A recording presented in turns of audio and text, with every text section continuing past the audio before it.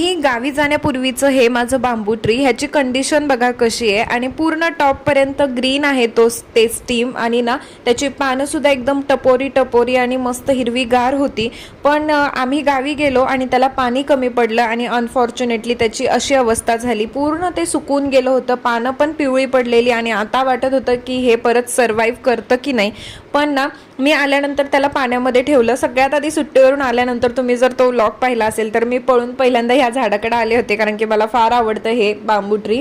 तर ना त्याला मी पाण्यामध्ये ठेवलं आणि आता हे बघा रूट्स त्याचे पूर्ण व्हाईट व्हाईट झालेत, म्हणजे पुन्हा एकदा ते सर्वाईव्ह करायला लागले। आणि हे थोडंफार अजून तसं आहे सुकलेलं, पण मला वाटतंय ते पण आता रिकवर होईल हळूहळू म्हणून। तर आधी जसं टेक्स्चर होतं ह्या झाडाचं, कंडिशन होती तशी राहिलेली नाहीये। तुम्हाला जर फरक दिसत असेल तर बघा, आधीची जी पानं होती ना ती एकदम हिरवीगार होती आणि ते झाड पण एकदम असं रसरशीत वाटत होतं, तसं हे वाटत नाहीये। ह्याचं पूर्ण टेक्स्चर जे आहे ना ते चेंज झाले, पानं पण त्याची थोडीशी येल्लोइश पॅरेट ग्रीन अशा कलरची झाली आहेत। पण बघू आता माझ्याकडून जेवढे प्रयत्न होतील तेवढे करून मी त्याला ओरिजिनल कंडिशनमध्ये आणण्याचा नक्की प्रयत्न करेन।